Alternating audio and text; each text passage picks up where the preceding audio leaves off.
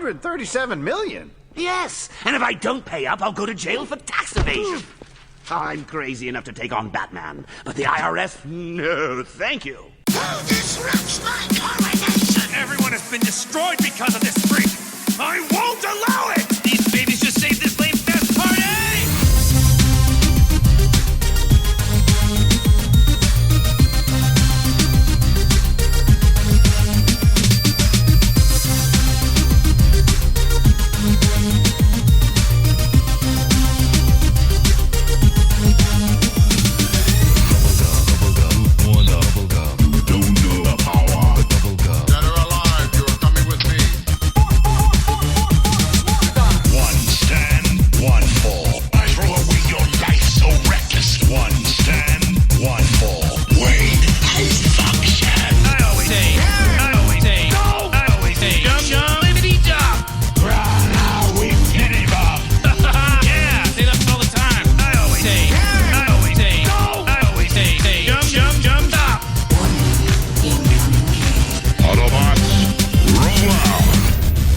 What's going on? You are listening to ThisWeekInGeek.net. I'm your host, Mike the Birdman, but I'm not alone as I trek into this lovely fall weather. Hopefully you are enjoying it as well. I'm joined with in studio, at least for the last time for about 2-3 weeks, give or take. Something like that.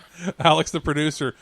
I kept saying all summer I was going to take, vacation, but it's not really vacation because I'll still be working on the new website while I'm off, but I will be off air.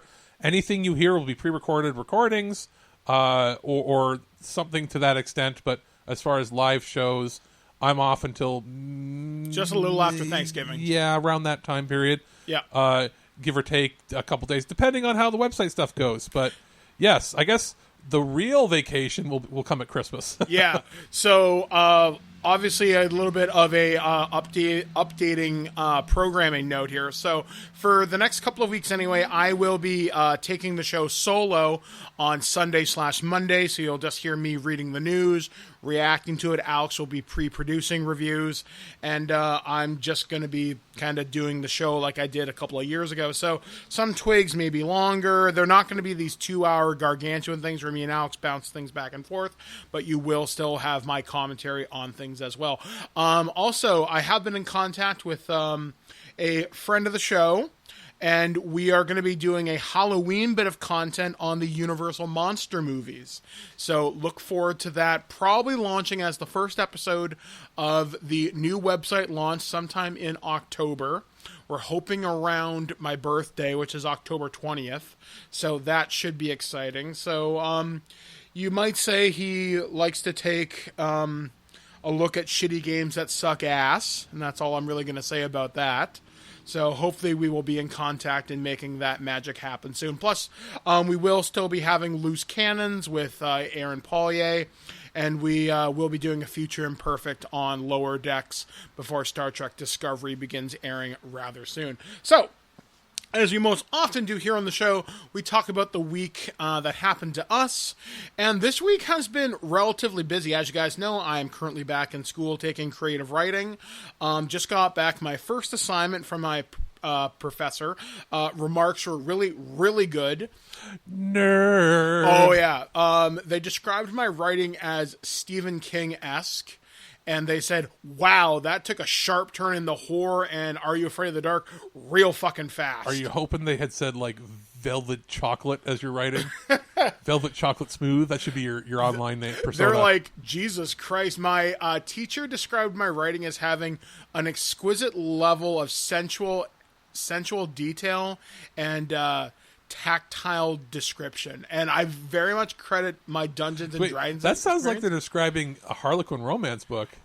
Well, that is one of the things that I do hope to write. Harlequin romance, just with lots more of otherworldly tentacle monsters from the Elder Gods or something. Yeah, I'll write the first Lovecraftian Harlequin romance. The cover, I can picture it now. Love and tentacles. No, it's but not hentai. No, it's a boat, and it's got a picture of Fabio shirtless on it. And Cthulhu in the background. Yeah, no, just tentacles wrapped around him, embracing his chest as he looks into the ocean with his hair flowing. I can see it right now. So could I. I love that. But yeah, like I got a really good response out of my professor. My classmates seemed to like it. We were given a writing exercise this week, whereas I hear right at the beginning of a love story, a death story, divorce, birth, death, and I did a love story. I kind of took inspiration from my first girlfriend, Michelle. I thought for a second I thought I did a story about death and I talked about my ex. No. Divorce, I just made something up. The birth, I did and you're only given the first few lines, so you better accomplish a lot in 4 or 5 sentences. I did the birth of the world's first AI from some mad scientist, and then the last one, I basically took the image of Keanu Reeves from 47 Ronin, and I just wrote in my own background with looking at an advertisement for Ghost of Tsushima. And my teacher's like, wow, that's really good. I'm like, yeah, I play a lot of video games. So yeah, I do my next... It's not plagiarism if it's pulled from multiple sources. Well, yeah, it's like all I did, it was inspired by. And I wanted to challenge myself doing different genres. And speaking of that, I've already signed up for my next course. I start on December 9th, running till the end of January, so 10 weeks. So yeah, that's going to be pretty cool. Looking forward to that. And then I begin the next course after that in February. So do you write on your laptop? Is that how you do it? Yes, I do most of my writing on my laptop. I do my coursework on my main computer and just kind of keep things going on, so on and so forth. So I've applied for a shit ton of scholarships. Hopefully I'll get a couple. So yeah, I am staying busy. Scholarships and bursaries, there's a great way to practice your writing skills because a lot of people don't even apply because they don't want to write the essays. Yeah, and for me, that's like, hey, Mike, write an essay. That's no different than me writing a Dungeons & Dragons character background. Give me 20 minutes. I did that in college. I applied for a bursary, wrote an essay, and got $1,000 because only 4 people applied. And usually they'll then talk to the professor. And like, who do you think out of these 4 people, like if they're similar? And if you're a nice, good, conscientious person, your professor's probably going to recommend you. Yep. When I did my stuff through college, I think I got a grand total of, over the course of my entire college career, I think I got over $10,000 in That's pretty amazing. And when we say college, for our American listeners, community college is what you would call it versus university. So like a university course might be $1,200 on its own. Yeah. But for $1,000, that's generally enough to take 2 post-grad courses or 3 undergrad, at least online or distance learning courses for a community college, which is pretty darn good. It's basically half a semester. Yeah, like my tuition for college for 1 year was $3,500. I think the most I ever paid for tuition was $8,000 for a year. It depends, yeah. When I went... No, per semester. I was going to say, when I went for... it was... A year's tuition was about $2,500 for most business courses, unless you were taking an advanced program or a course that required a lot of extra equipment. Usually the arts programs required a higher dosage. Like what you went to an arts program, so that costs more. Business is usually $2,500-ish. Mm-hmm. Whereas if you were to do that in university, where you don't even get the hands-on, experience, you spend like $4,000 or $5,000, to get the same courses basically. And so like, it's always funny to me how many people avoid community college, not realizing that is sometimes what gets you the best experience. Yeah. And then also this week, I've been spending a lot of time getting to know my half-sister, Katie. We've been talking a lot, been learning a lot from her. She has like this incredible background. I don't want to say too much more about her just because I don't know how much she's comfortable sharing, but I've learned a shit ton. And looks like plans are confirmed. She is coming up to meet me in just a few weeks. She's going to meet the family here. She's going to meet the Twig family. She's going to meet Alex. Cool. I'm sure many offensive and stupid things will be said. I will be on my best behavior. She won't get to meet Salt of the Earth, Alex. She'll meet... If she wants it, but like... That's a big ask for the first time. Yeah, let's not give her the full Darth Vader treatment here. Yeah, we've had discussions like you have friends and family or like her where... if you get into a debate and you're upset with somebody, they can debate them to death, but that takes a long time, and I don't have the patience. You just dropped the nuke. Where it's like, you're like, oh yeah, this person can be like a sniper that can shoot from a mile away. And it's like, what are you, Alex? It's like, well, I catapult mustard gas and once they exit the building, I calculate an attack, and we launch a laser beam from a satellite and take out the whole area. And if there's casualties, that are beyond the original target, collateral damage happens.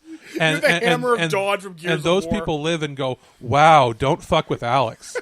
That's kind of what happens. But it takes a lot for me to get there. But I've sent a few messages to you in the past where it's been like, don't talk me down, but I want to let you know that if this person says anything else, I will destroy them.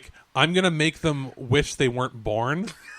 There's a difference between at that point I stop caring about whether or not they change their opinion.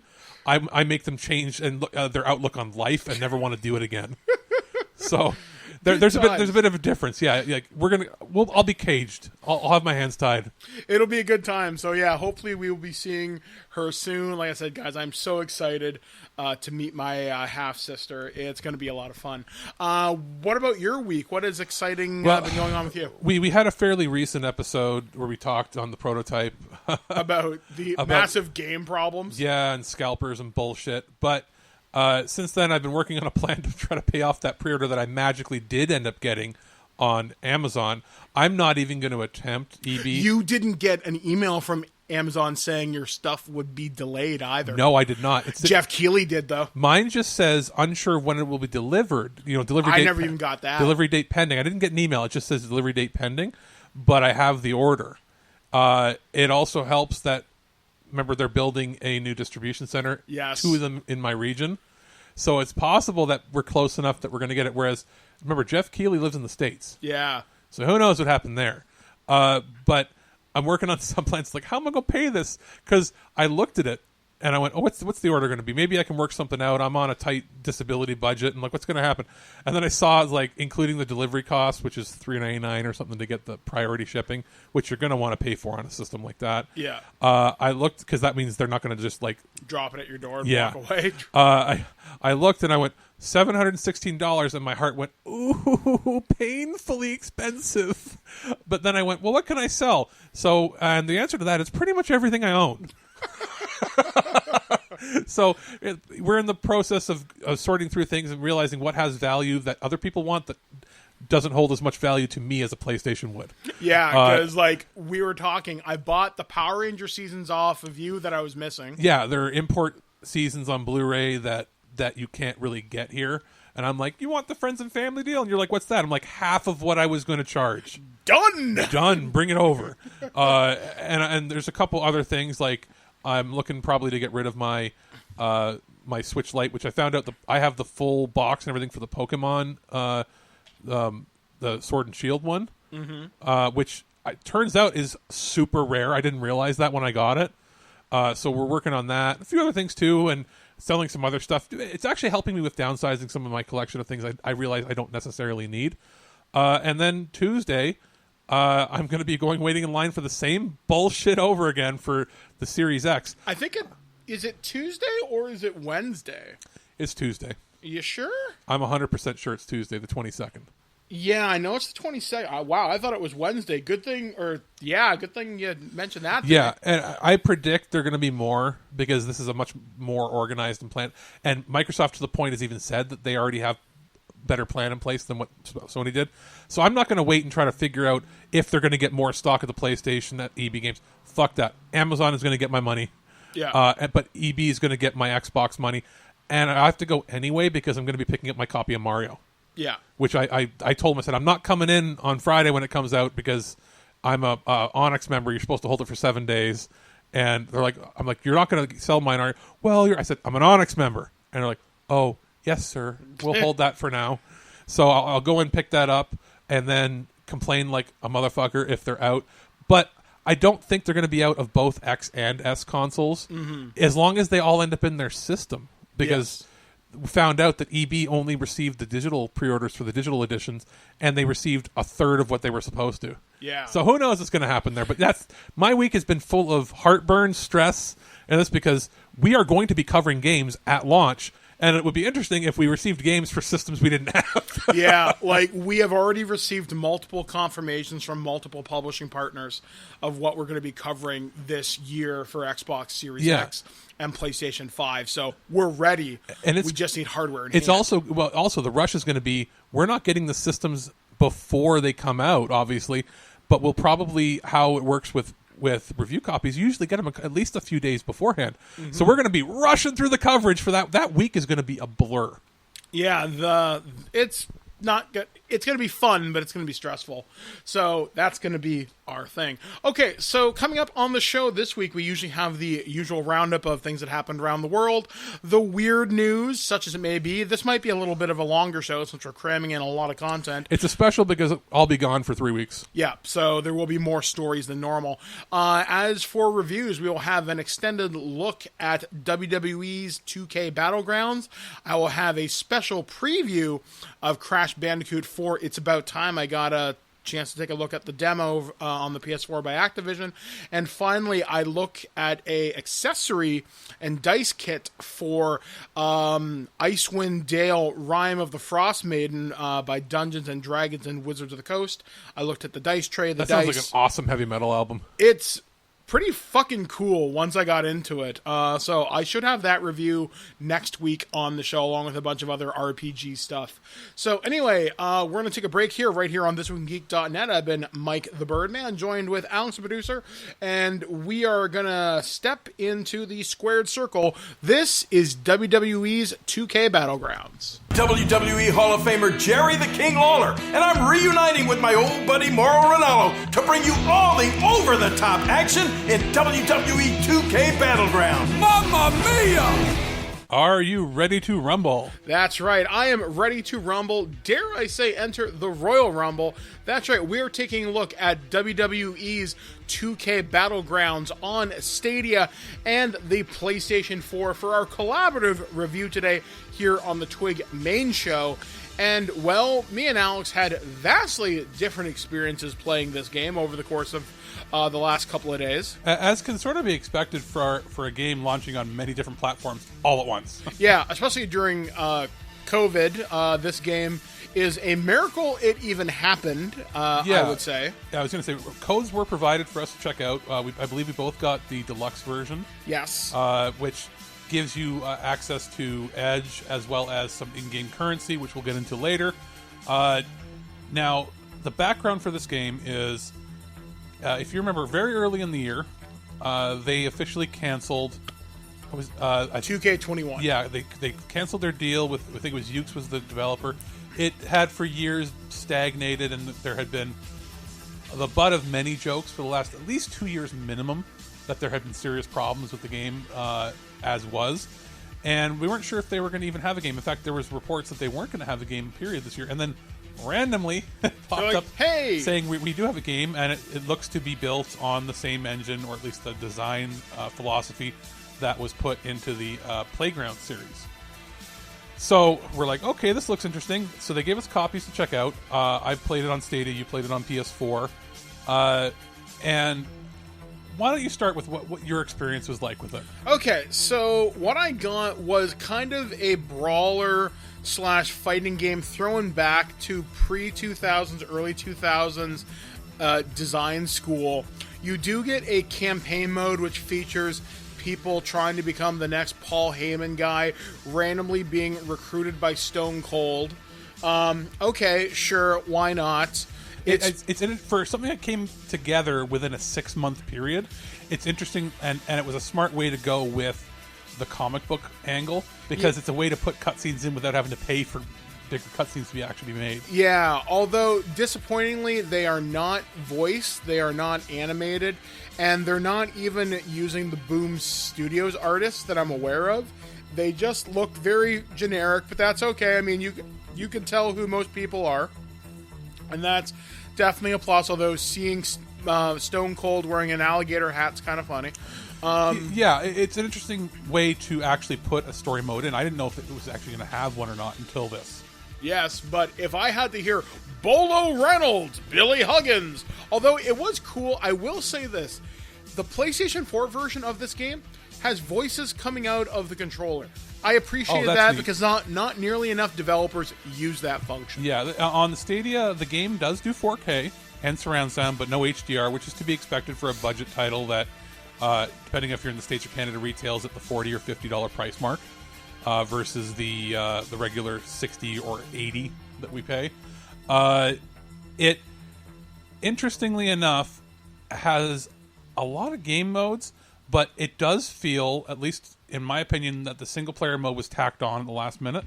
It's very much a multiplayer-focused game. I played some couch co-op. Yeah, and I played primarily single player. Yeah, couch co-op works fine, and everything seems to behave as it should. Online, on Stadia, there's nobody playing, like, at all.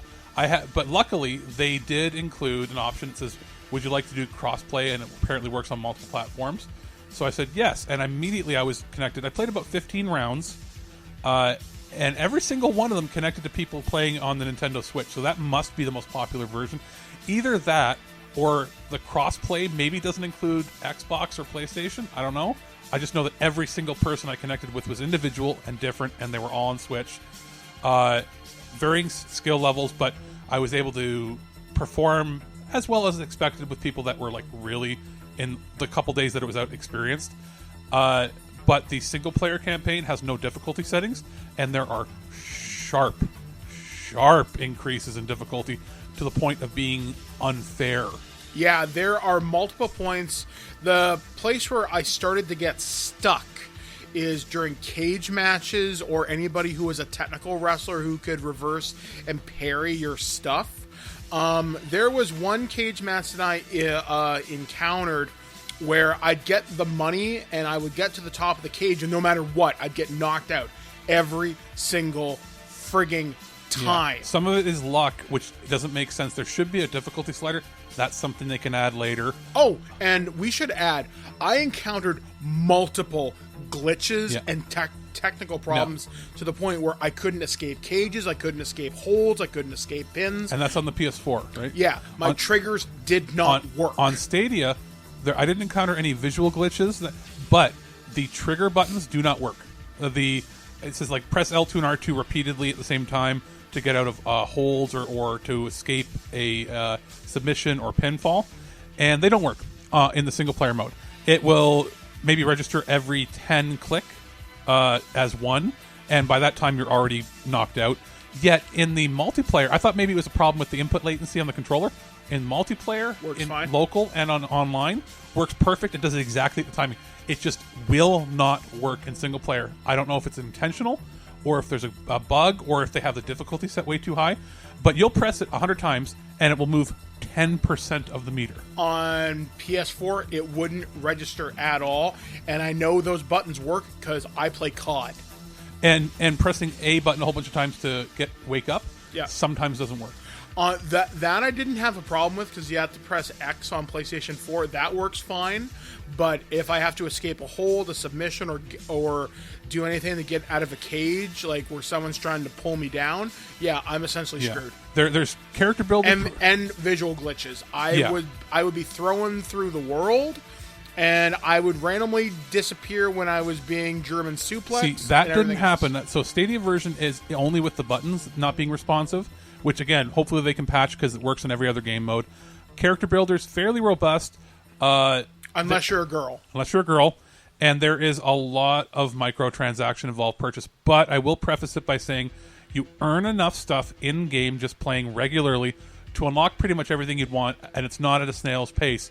But it is a concern if you are buying this for your kids, and it is a kid-focused game, that if your kids are impatient, there will be a lot of purchases involved. Yeah, like, for example, most Legends cost about $3, so people like Triple H, Hulk Hogan, Andre the Giant, it's about $3. Costumes are between 75 cents to, I think there might be one or two that are $1.50. Yeah, we saw that. Now, this is not purchased with in-world money, it's in-world currency, but you can purchase for real-world money if you want. If you want to, but you do earn enough that, let's say you compete in about 10 matches, you'll earn enough to get a character. Yeah.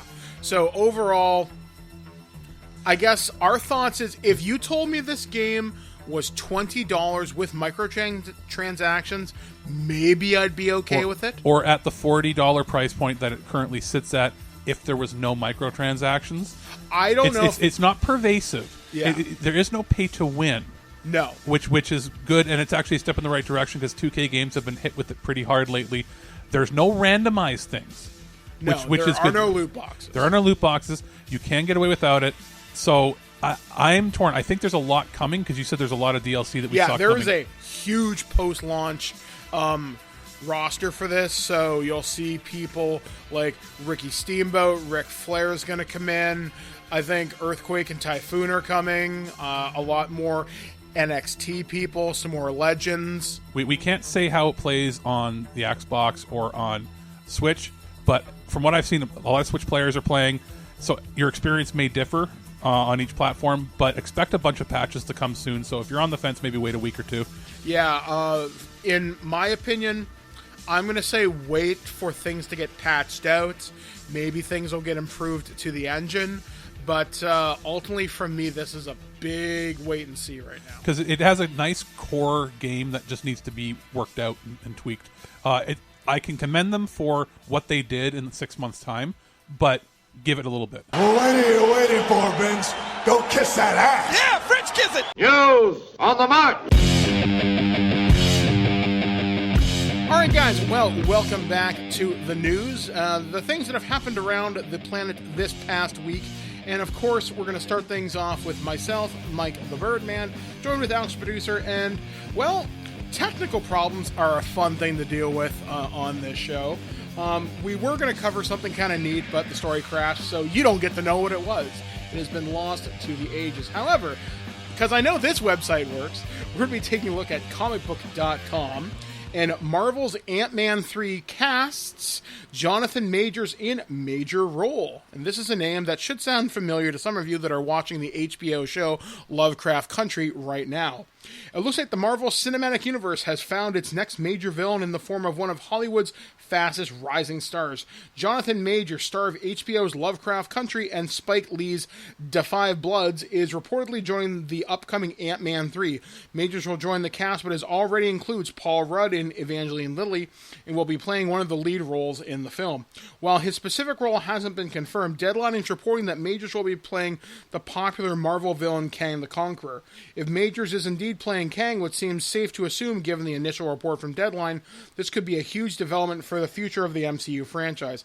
Kang is an incredibly important villain in the comics, and with Thanos making his exit at the end of Avengers Endgame, this could be the next antagonist for Marvel going forward. That said, it's important to remember that Kevin Feige and the folks at Marvel Studios don't always adapt directly from the comic books.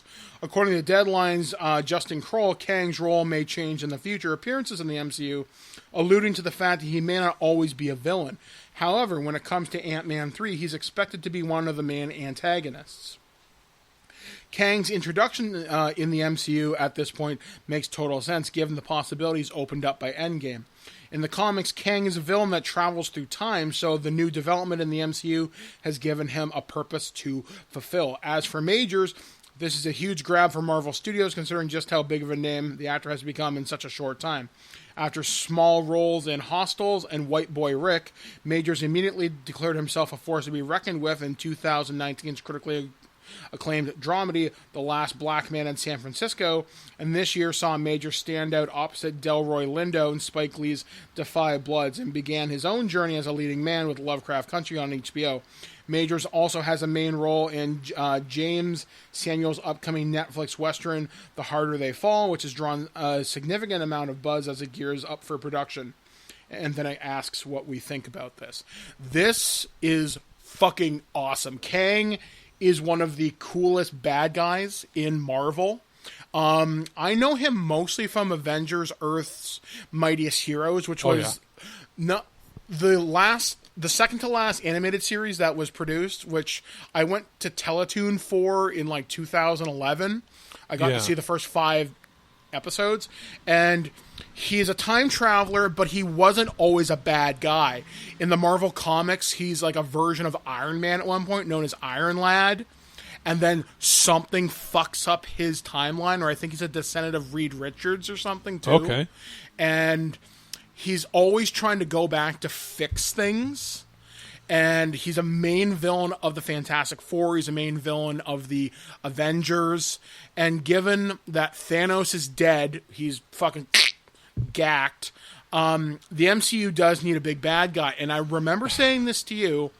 The next big bad should be either Galactus, Annihilus, or Kang the Conqueror. It'll especially with probably Endgame. be Galactus as the main bad, like for the overarching one. Yeah, I think it might be Kang. Now, this is going to sound cynical, but are people really interested in more Marvel? Yeah. It's stupid hot. Is it still like, I feel like the pandemic killed the momentum it had. Well, yeah, because you can't get a lot of people into theaters. I think because I don't know. No, you didn't bring up the story, but I guess we can talk about it now. Disney is thinking about delaying Black Widow. And honestly, in my opinion, and I think a lot of people agree with me here. Correct me if I'm wrong. Put that movie out on Disney Plus because you know what, Mulan had a lot of heat around it. Well, yeah, for all the right reasons. And not to mention, people don't really care about Black live action Widow. remakes. They don't care about Black Widow. I disagree. I think that is going to be a make or break as for what secondary characters can get a movie. She's a mainline Avenger, but she's the weakest actress out of everybody that was in the. Like, I feel like they're burning off her movie to finish off the previous cast. I don't know. I think she's already dead. Like, why would you make a movie anymore about her? Well, I think she does have an interesting story. Like, as I reviewed the Black Widow book last week, she's got a lot of really cool shit happening. And if they touch upon even half of that, it'll be really good. I think the rest of the people in it are going to be great, but I am not interested in seeing her. I am, because I'm a huge Black Widow mark. However, would I have rathered her... If I could have changed the Black Widow movie a little bit, I would have done Black Widow and Hawkeye. Yeah. And have it be, like, not a buddy spy movie, but something like The Bourne Identity with Hawkeye and Black Widow. Yeah, I could have as seen S.H.I.E.L.D. that. agents. Yeah. Not that I'm trying to downplay it, it's just I don't know anybody that's really hyped other than you to see that movie. Yeah, like, this is going to be It's going awesome. to tank in theaters. Which sucks because it's such a cool villain because Taskmaster is fucking awesome. Although, don't let the video game fool you. Like the Wonder Woman movie got pushed back. Yep, to Christmas. And that's going to do way better. It is not going to be in theaters. We will be in the middle of second wave. In Canada, it's going to be in theaters. Yeah, it's going to do okay. It's going to be like Tenet. Yeah, where you'll get some people going, not many. It'll make a few million in Canada. The rest of Europe will be fine, and the States is screwed. Yeah, which... These studios need to adapt. This is the world you're going to live in for the next few years. Get used to it. Especially with the States. But yeah, but we're not going to get into that. Just, I think it's a good... Like, I am more interested in what they're doing with, like, the other shows they are producing for the network. More than the movies right now. Yeah, I know they just cast She-Hulk, and she's from Orphan Black. Yeah, Tatiana Maslany, who... Her claim to fame was being a really young actress, but getting a lead role in Orphan Black, which was filmed in the GTA area. Yeah. About clones. And then she recently had a co-starring role in the Perry Mason series on HBO. She played a televangelist in the era before televangelists existed, like radio. Oh, that's interesting. A radio televangelist who said she got visions from God. Okay. In California. Good. Her role is good. She's a great actress. Smart move because she's actress first, action star second. Mm-hmm. So she can do all the heavier hitting lawyery type parts, and then Hulk smash. I think that series is going to be really cool. Like, that's what I mean. The Marvel Cinematic Universe. It's been only movies with some Netflix shits kind of smattered in the middle. Falcon and Winter Soldier's coming up soon. WandaVision is still set to launch in December. But you see, it's the secondary people. It's like Falcon and Winter Soldier. Do people really care about that? Winter Soldier, yes, because it's Sebastian Stan. Yeah. Anthony Mackie. You know what I mean? Like there's none of the marquee value with most of these. WandaVision might have more. Yeah, because it's Paul Bettany and... Well, they're more interesting characters. People with powers are more interesting. Yeah, I mean, I think Falcon and Winter Soldier is going to be cool because we are getting a bad guy who was featured in Captain America Civil War with Baron Zemo. And that actually is a wonderful transition into our next story, and I actually have a personal connection to this. So according to superherohype.com and other multiple outlets reporting this, the Falcon and the Winter Soldier brings back George St. Pierre as Batroc the Leaper. You may remember this character as the bad guy Cap fought in Captain America the Winter Soldier. So the story reads as follows. Marvel Studios' The Falcon and Winter Soldier didn't make its August premiere date as originally planned, but even though the coronavirus pandemic got in the way, the production seemed to be back on track. A few hours ago, Sebastian Stan shared a new image of himself and co-star Anthony Mackie in costume. Now just Jared has posted some recent shots of the series Atlanta set. More importantly, the pics appear to confirm that George St. Pierre is reprising his role as George Batroc. St. Pierre made his MCU debut as Batroc, known in the comics as Batroc the Leaper in Captain America the Winter Soldier. He appeared in the film's opening fight scene aboard the hijacked S.H.I.E.L.D. ship. Batroc showed off his acrobatic skills as he battled Steve Rogers. St. Pierre's background as a former UFC champion makes him an ideal choice for the role. His upcoming appearance in The Falcon and Winter Soldier will mark his first time the MCU fans have seen him since The Winter Soldier premiered in 2014. Additionally, Just Jared captured new photos of Emily Van Camp as Sharon Carter, who last appeared in Captain America Civil War. Also returning in the film is Daniel Bruhl as Baron Zemo, this time wearing Zemo's signature purple mask from the comics. Prior to the shutdown, Stan revealed that Falcon and Winter Soldier had 2 or 3 weeks of filming left before the pandemic hit. It remains to be seen whether the show will debut before the year is over. And it's not a multi-season show. It's supposed to be an event series, right? Yeah, it's 6 episodes, I think. It's what they're doing is they took a 2-hour movie and are making it 4 hours. Yeah, so it takes place after Endgame. I know that for sure. It involves, obviously, Falcon and Winter Soldier. Is it the first one that's going to be taking place after? Yes, now, officially. No, Homecoming happens after Endgame. Yeah, but what I'm saying is, with WandaVision, when does that take place? I don't know if they've officially said. Because if this schedule has gotten kind of messed up, because I know they finished that show because it was mostly done on a soundstage. Yeah. So they were able to get all that done before the pandemic hit. So this might screw up their view order. Though it depends on how you view it, because if you look at Captain Marvel came out after Infinity War. And I'm saying it depends. What if they intended them to be watched in a specific order? Yeah. I don't think they did with those ones, at least. Marvel stuff, you can watch it in a specific order, though you don't need to. I'm saying they might have recorded things that are like clips at the end of the thing to connect them. They may have to move them around. Yeah, they'll probably have to shuffle something. But yeah, I wasn't trying to be all cynical about it. It's just, I feel like, not that superheroes are played out, but I feel like we're waiting on other movies still to come out. And we're also got Marvel fatigue from how bad the Avengers game was. Yeah, although with me, I'm more hyped about Marvel and superhero shit than I am anything else. I'm more hyped about the DC stuff. I care about Wonder Woman. I care about the Batman. Suicide Squad got confirmed. And Suicide Squad. Hard R rating. And looks cool. And they have they gave him carte blanche to do whatever he wanted. Although I will say this, when it comes to Marvel shit, I don't care about the Eternals until I see a trailer. It's Keanu.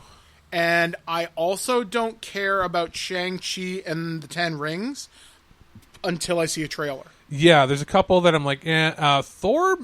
It depends. Thor sounds cool. It depends on how much she wants to be in the role. Mm-hmm. Because there, I remember, had been rumors that she wanted to him and Haw about it. And she kind of phoned in her last role. But isn't it supposed to be where she gets the power? I don't know whether she'll become the new female Thor. I thought that's what it was, or at least for the movie, she gets the power. Yeah, so I guess we'll wait and see. I mean, Chris Hemsworth, I think, would be really dumb to leave this. I mean, it's a fun role that he clearly enjoys, and he's still young enough he can keep in shape. Like, this isn't a case of where Wolverine it's like dying to keep in shape. Yeah, he's 15 years younger than all the rest of the people in that crew. Yeah, it looks good. So hopefully he'll maintain it. So the story that I wanted to mention about George St. Pierre. So years ago, I won a trip to Las Vegas from NOS Energy Drinks, and it was be George St. Pierre's wingman. Yeah, I'm married, so I'm in his Las Vegas penthouse of the MGM Grand. We're drinking champagne, and we're talking Street Fighter and talking video games like Killer Instinct. I was gonna say, like, he's known to be a fairly humble guy, so this wasn't going to be like when you think of Vegas, cocaine on every corner. Well, yeah. Well, it's weird. The like other family that won the super grand prize wouldn't talk to him. They were too nervous, and I'm just sitting there. Hi, man. How's it going? I haven't seen you fight. He's just a French Canadian dude that hits people real good. Yeah, like I knew him as Batroc, and we're sitting there talking, and we're talking about him meeting Marvel and Chris and everybody, and I'm like, "Hey, dude, you're not dead." He's like, "What do you mean? Your character didn't have his neck snapped. You're in S.H.I.E.L.D. custody." He's like, yeah, so what? Agents of S.H.I.E.L.D. is running right now, and it's still doing really good in the ratings. And that was at the time. Yeah, I'm like, why don't you pitch to be back in S.H.I.E.L.D.? He's like, that's a good idea. I'm actually going to call my agent. Because he was semi-retired, and he only came out of retirement to fight, I think, 1 or 2 more times. Yeah, like he wasn't doing a whole lot. Like he did the Kickboxer movie, or Bloodsport or something. He did one of them, and he's done a couple of other bit parts here and there. Yeah, I'm like, dude, do it. So I'm glad he didn't do S.H.I.E.L.D. for this reason. Did he say, "I'm happy to meet you, Michael Dodd"? No, he spoke really good English, actually. I was going to say really good French. No surprise. Yeah, no surprise. But no, he was just a fun guy to hang out with. He gave me like tips for like exercising and pools and everything. Like, he was a really cool guy. And fellow Canadian, it's probably easier too. Were the other winners American? No, they were from Barrie.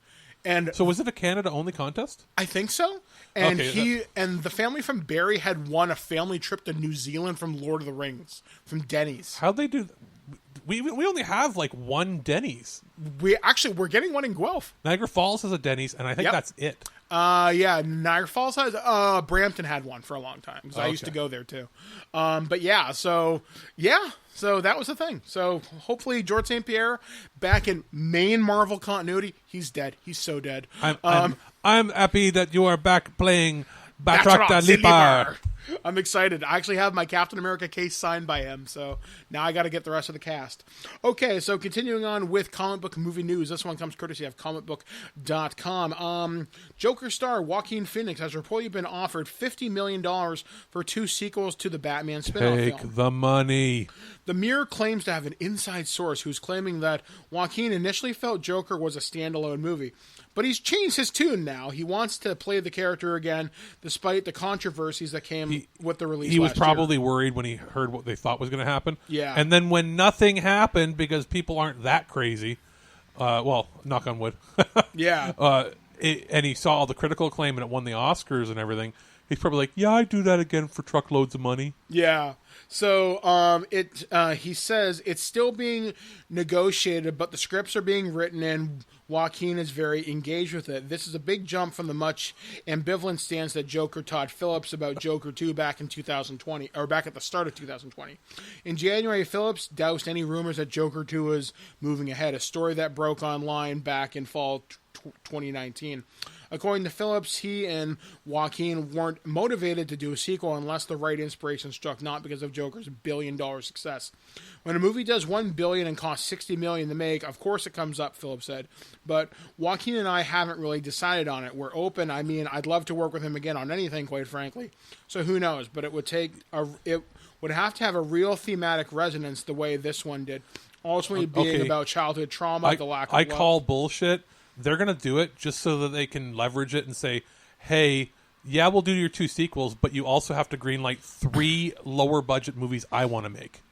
Yeah. That's what they'll do, is they'll get him a 5-picture deal with it, with 2 of them having to be Joker. Probably. So he says, but it would have to have a real thematic resonance the way this one did, ultimately being about childhood trauma, the lack of love, and the loss of empathy. All those things really what made this movie work for us. So we'd have to have something that had an equal thematic resonance. According to the Mirror source, Warner Brothers is now looking to push the financial appeal of Joker 2 and 3 to a point where even an artist like Joaquin Phoenix would have to consider it.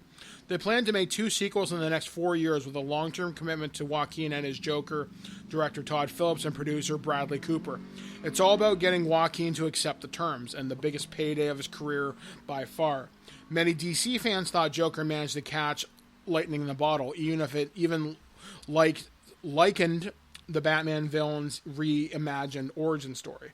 At the same time, there were very few calls for the film to get a sequel, as the standalone nature of the story seemed like a much better prospect for both Joker and the larger DC movie standalone format. However, those thoughts and impressions were of an old world before 2020 arrived to rock us to the core.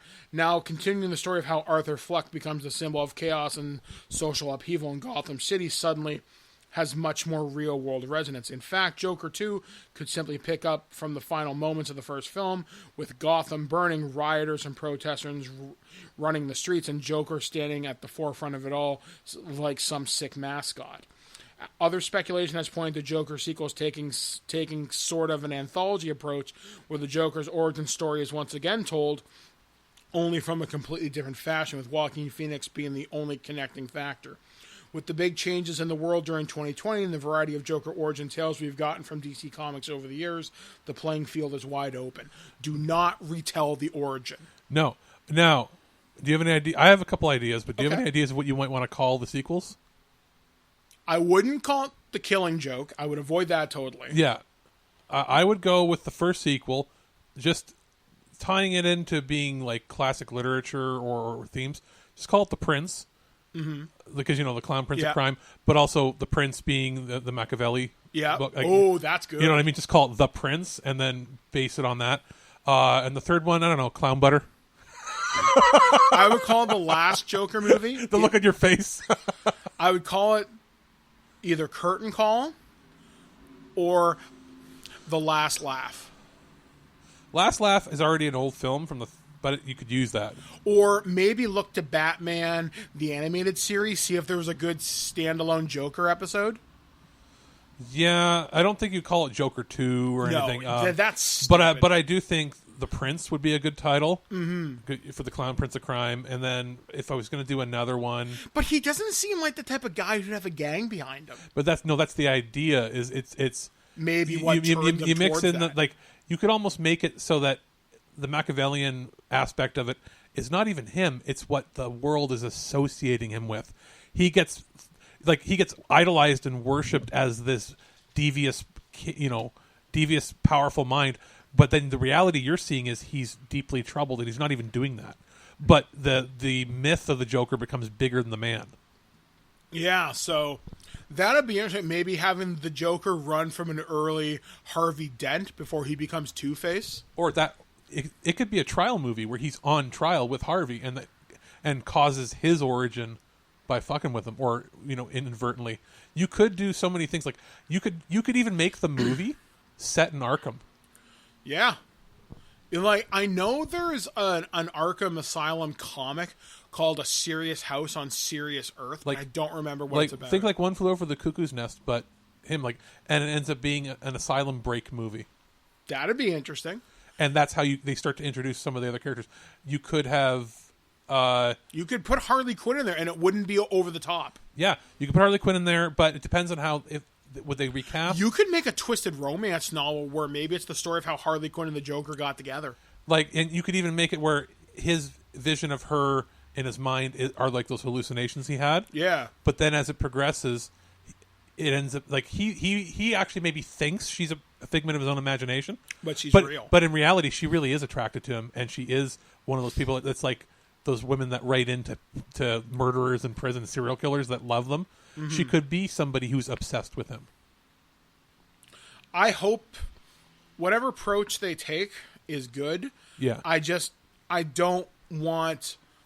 I like the way the DC has done a lot in the last couple of years to really win back fans, to not be this Zack Snyder, we're so fucking serious. Well, this was the most serious movie they ever made. Yeah, but it's not... It's dark, but it makes sense. Hey, look at us. We're so cool and emo. Yeah. It's the big difference between that and... artistic dark. And the difference... This is serious. Life is pain serious. Yeah, I didn't expect the Hangover guy to do this. And that's fantastic. Yeah. So... This, switching gears almost entirely to something else. This story comes courtesy of Kotaku and has been updated since we last talked, or since the story was whatever. Coming courtesy of Kotaku, Nintendo has officially ended 3DS production. Today, the official Japanese page for the Nintendo 3DS series, which includes the 2DS, announced that the consoles are no longer being manufactured. So this was updated on September 18th. I'll just read the update, then we'll just kind of talk about it from there. Nintendo of America has told Kotaku that the Nintendo 3DS series of handhelds has been discontinued, issuing the following statement.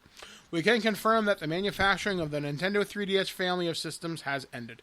Nintendo and third-party games for the Nintendo 3DS family of systems will continue to be available on the Nintendo eShop, on Nintendo.com, and at retail.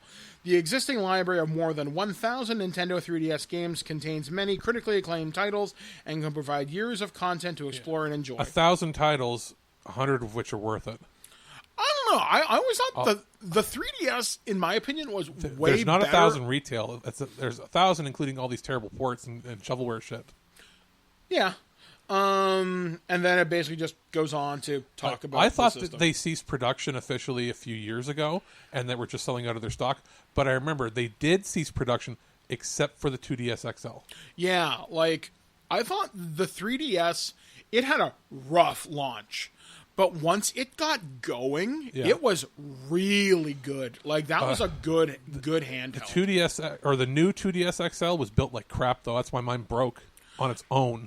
I got a 2DS for review from Nintendo a couple of years ago, and I actually preferred it because it didn't have the original flat hinge. one? Yeah. No. I like the original flat one because I could play Mario Kart on it so much better. Yeah, that one was built like a tank. When they brought out the new one, the hinge was crap. Yeah. I have another one that I was sent from Nintendo was a new 3DS XL. Those are good. With the little thumb pad and everything. Yeah. Like, it's a beast. That thing is built to last. And like, Nintendo did a really good job of supporting it. It has an amazing virtual console. Like, I've got Super Nintendo games on there. There were everything. a couple Atlas titles and a few like visual novel games that came out late, but the last real exclusives in quotes that came out, Samus Returns. Samus Returns. It was Samus Returns. The Persona game? No, I believe Detective Pikachu. Yeah. And then whatever Professor else. Layton, maybe? Whatever else came out has already started to have ports over to the Switch. Okay. So there's very few things on there that are exclusive anymore that don't have a Switch version yet. And it made sense that they were canceling it now officially. The only reason they didn't officially announce it beforehand, I think they hadn't really been producing any. It was to cover warranty and stuff. Because there are people that bought 2 or 3 year warranties in certain countries. Not every country has that, right? But some countries do. So they wanted to make sure that they had extended life on it. And them announcing that it's officially canceled lends credence to them focusing their efforts on a next Switch. Yeah. Because they would not be supporting 3 generations. That's true. I mean, I love my my 3DS. I'm glad I still have it. But question, when was the last time you played it? I don't know, a couple months ago, maybe. Really? Yeah, I played Tetris on it. Okay. I was going to say, most people probably haven't touched it in 2 years. I know, I would argue if we had conventions, people would play it more for Pokemon. And yes, there's Pokemon on the Switch, but the Dex is deeper in the 3DS version. I just don't know how many people are still doing it. I don't know. Like, that may be an entire community we're not a part of. Yeah. I used to play it mostly for Street Fighter and ports of older games. And those are all on the Switch. Not all of them. If they had more Super Nintendo games on the Switch, which come the fuck on already. Well, they want to bundle them in ROM files that you pay $80 for. That's why. Yeah, like, hell, I've watched several critical reviews of the Nintendo 35 3D All-Stars. Yeah, I'm not paying $30 or fucking $80 for that. I got it free. Mind. Well, I did a trade 3 and got it, and I'm actually picking it up shortly. But I mean, I'll play it, but the physical one, I'll just hold on to it till after March and then just sell it to somebody. Yeah, like, basically, you're gonna have some serious trade bait. Now, my question with that is, when they say it's going into the vault, are they pulling it from stores, or are the stores going to have to clearance it out? That I don't know. Because Walmart doesn't give a fuck. Walmart will just keep it in stock till they sell out. But if it's EB Games, they may have to send them back. It's going to be interesting come March. If it gets pulled from digital distribution, which is likely. They are. They already confirmed that. That's fucking so stupid. So you'll have to track down whatever physical copies last. And I'm not trying to be a scalper, but my $80 will turn into $100 in a year Easily. or two if they do not. My guess is you could trade that for a lot more. Well, or private sell it if I keep it in good condition. Yeah. Just play it, get your like whatever. that's a pro controller right there. Yeah, pretty much. And it was all trade credits, so who cares? Exactly. So this next story was literally just updated 9 hours ago. This one comes courtesy of the BBC. TikTok. Trump says Oracle deal for video app has my blessing. U.S. President Donald Trump has expressed his approval of a deal that would allow Chinese-owned video sharing app TikTok to continue operating in the U.S.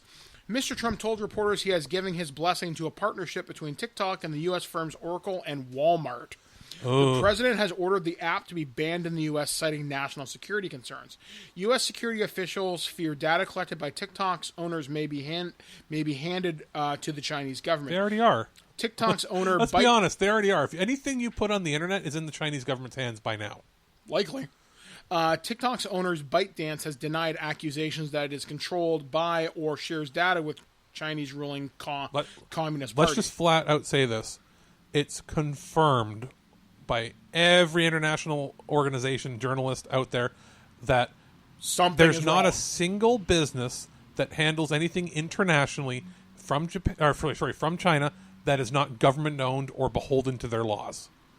It's just not. It doesn't exist. They're lying because they're allowed to. They can say whatever they want. So know this: if you're on Facebook, no matter what your privacy settings are, they've sold information to China. You just have to be aware. If you don't want something out there, don't be online. Period. Now, there is more here, and I think this is interesting. However, the TikTok deal does not affect the ban on the Chinese-owned messaging and payment app WeChat, which will no longer be available in the U.S. app stores from Sunday night. So when you're hearing this episode, it's no longer there. The reason for that, I can tell you why. Because of Tencent? Because it's taking money out of the U.S. economy. The money goes into an untraceable source over to a country. If you're hearing some asshole, that's my door being open, so fuck this guy and his shitty music. Continue. Yes. They're viewing it as taking the money out of the economy into an untraceable method. Mm-hmm. If they wanted to go after Bitcoin, they could. But the idea is that the payment, you're basically putting money directly into the hands of the Chinese government when you use that as a form of payment.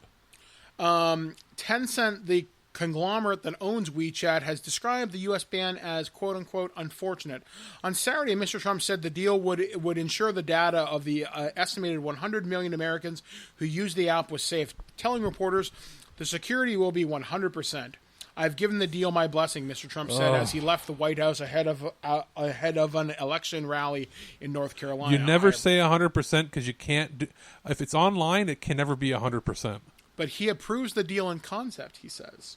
TikTok and ByteDance both welcomed President Trump's approval of a proposed deal, which would still need to be signed off by the Chinese government.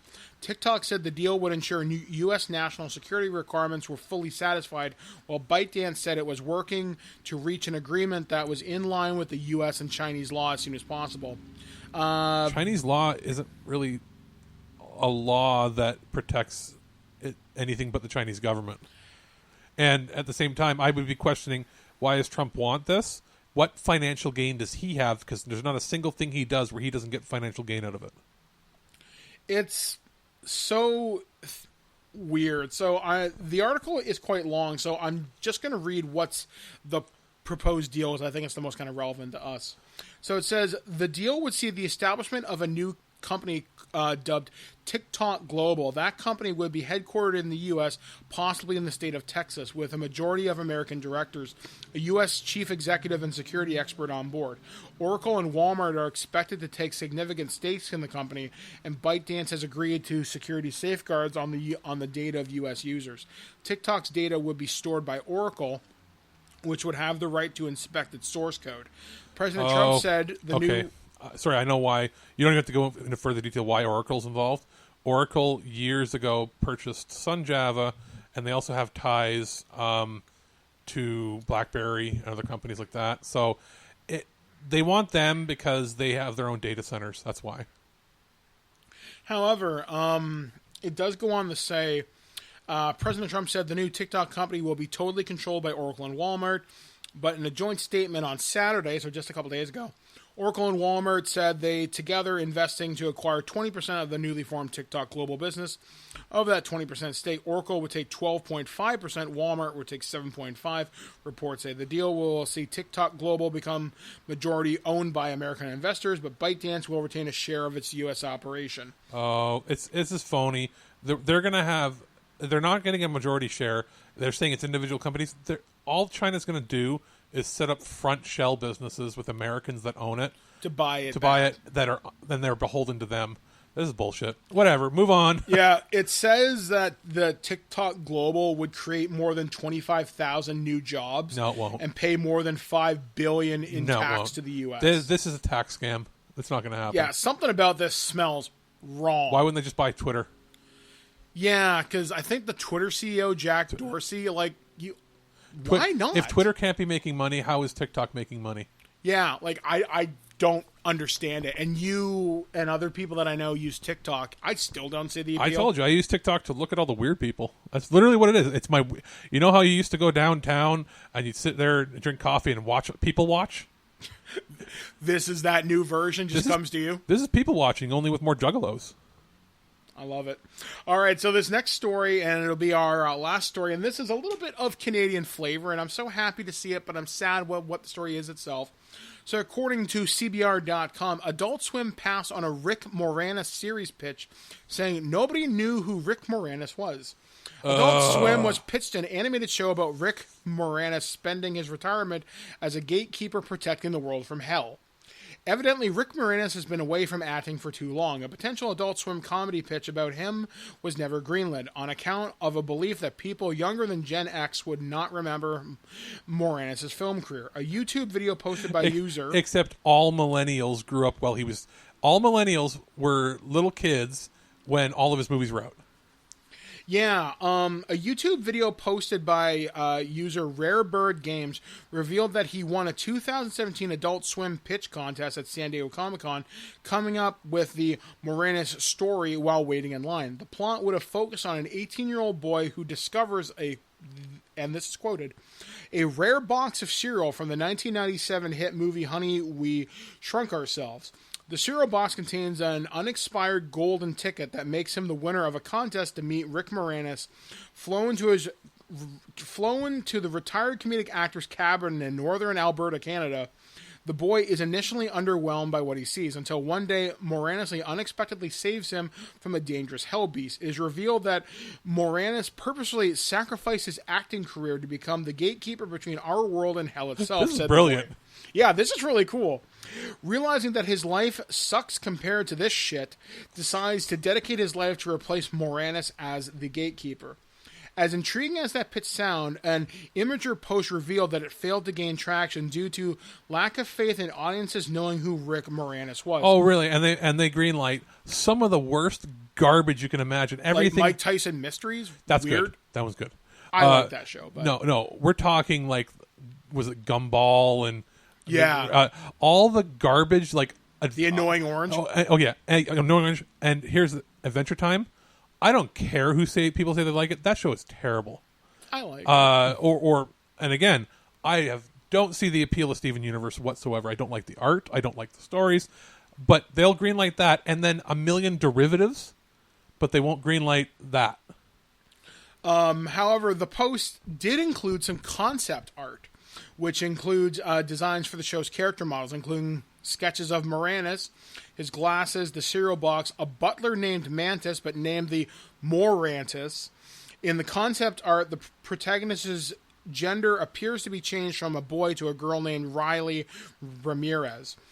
Throughout it just gives a little bit of background on him. Yeah, which is fine. I'm pretty sure we don't need to explain that because people know who he is. However, Rick Moranis is coming back. Yeah.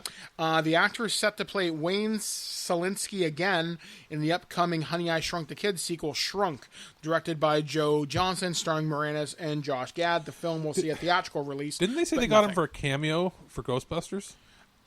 No, he declined, but everybody else came back. He declined. There was something else he was coming back. Oh, yeah, there was talk of doing more Bob and Doug. Yeah, and I know he's doing something on Disney Plus. In like 2007, he did the 2-4 anniversary of that, I think, where it was for the anniversary of when they started doing the skit. And I know he did the Bob and Doug, or did he do the Bob and Doug cartoon on CBC? But it's been probably 15 years, and he did the episode of Goldberg's. Yeah. So, I mean, it wouldn't surprise me. Oh, no, he did come back. It just hasn't aired yet. The Martin Scorsese directed that SCTV reunion special with all them doing new skits that was supposed to be on Netflix. It's been like a year and we haven't heard anything because of the pandemic. But the talk is he came back out of retirement to do skits of his classic characters. So he's retired, but his kids are all grown up now. So if he wanted to do stuff, he can do stuff. I hope he does, because I'm looking forward to seeing him get in front of the camera again. I think he's a funny guy. He's always been witty. So, hey guys, let me in. Cute little pooch. I got a milk bone. So yes, hopefully it would be nice if someone picks this series up, or at least the pitch, but maybe, I'm guessing Comedy Central probably owns it. What did he gonna say? There's something very strange about his brain, or something like that. Something like. Oh no, it's not the what's her name? The Janine. Yeah, says there's something very strange about this man. About this man, yes. Have some coffee. Do I want some? Yes, have some. Anyway, we will be back right here on ThisWeekInGeek.net. The last time we took a look at WWE 2K Battlegrounds, well, we are going to take a listen to my review of Dungeons & Dragons' newest accessory for your gaming table. This is Icewind Dale. Hey guys, Mike the Birdman here, and I'm here to talk about something kind of special today, coming to us from Wizards of the Coast and Dungeons & Dragons.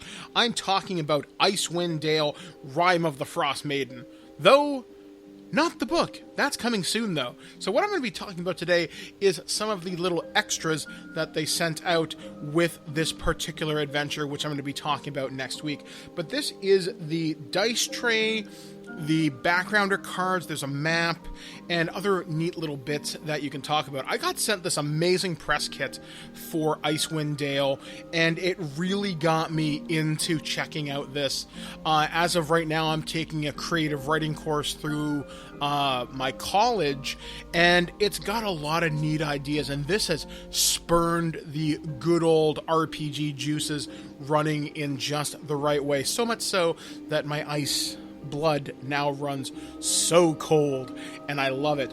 So what this is, to give you the back of the packaging reading, you get 11 dice, 2 d20s, 1 d12, 2 d10s, 1 d8, 4 d6s, and 1 d4, a player-friendly fold-out map of Icewind Dale and 10 towns, a durable felt-lined box that functions as 2 dice trays, and 20 double-sided cards with descriptions and illustrations of characters and creatures one might encounter in Icewind Dale. I reviewed one of these dice trays a while ago, and I loved it. It just gave me so much background. I think it was on Waterdeep, and I love learning about the setting of Dungeons & Dragons 5th edition, because it's not something that I have to make up, but it's stuff that I can use in my own homebrew games. As you guys have been listening to Nerds the Third's podcast, Fools Who Ride, I do incorporate it into Faerun, and I am considering setting my next adventure at a different location, not in the town of Cambridge, but now reading through this, maybe I'll send them up to the far north of Icewind Dale. So the thing that really caught my attention with this is I love the character cards, and I'm actually going to read a couple to you simply because they get my imagination going so much as to what I could do with them in terms of interludes that are not combat. As you guys know, I love doing my narrative style of Dungeons and Dragons, where I draw upon getting them in the moment, in the scene. It's not just crunching numbers on a stat sheet. So the first thing they talk about is called Chewingas. And this is written from the perspective of Dritz, the drow who rebelled against his nature. You know, the drow that wields 2 swords, because he's Dritz, and that's what he does. And I'm just going to read it to you. A lone hunter slumps by the light of a dwindling campfire, her body bruised in a rockfall. She closes her eyes as the wind blows in from the north, too weary to search for firewood. Then the air fills with the smell of snowdrops and the campfire rekindles, burning brightly through the long night. A child is lost in a blizzard outside 10 towns. He clutches his woolen cloak and calls for his mother, but his cry is answered only by the howl of a wolf. Then, in the distance, fireflies gather and dance, pinpricks of gold guiding the boy through the storm to the safety of home. Wherever there is darkness, light finds a way to shine, even in the frozen land.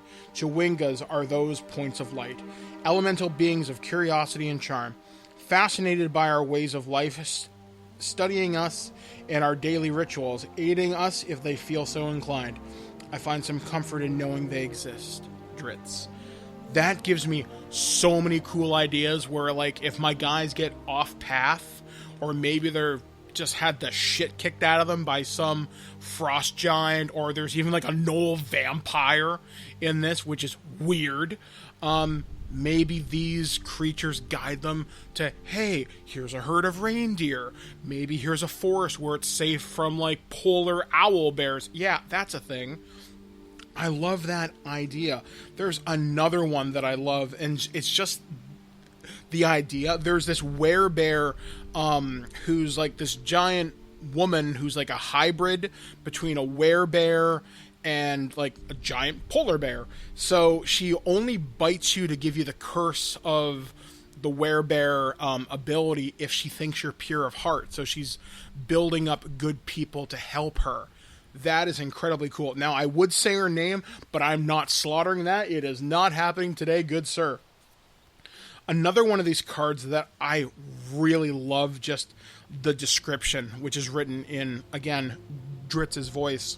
And this one talks about frost giant skeletons. Legends tell of places of pilgrimage for frost giants in their twilight years, of waterfalls in icy groves, and of deep lakes, bitter cold and blue. Where the giants drowned themselves, would they chosen this end if there was another way to fight on had been offered them? I doubt even the most bloodthirsty of giants would willingly return to the world as a necromancer's puppet. Yet, through foul magic, the bodies of long-dead giants stalk the tundra as malevolent flaws in the natural cycle of life and death, dragged from their age-old resting places to terrorize all who cross their paths. I choose to take a pragmatic view of such abominations. What has been slain once can be slain again, and a second death means a second helping of revenge for the victims the giant no doubt claimed in life. And it has just this incredible, like, picture of a frost giant wielding, like, this giant axe, and it's just this skeleton. It looks so cool. Like, I'm in love with it. And finally, this one, I love the vivid narration, and this would give me ideas to kind of sow fear into my players, and it's called Cold Light Walker.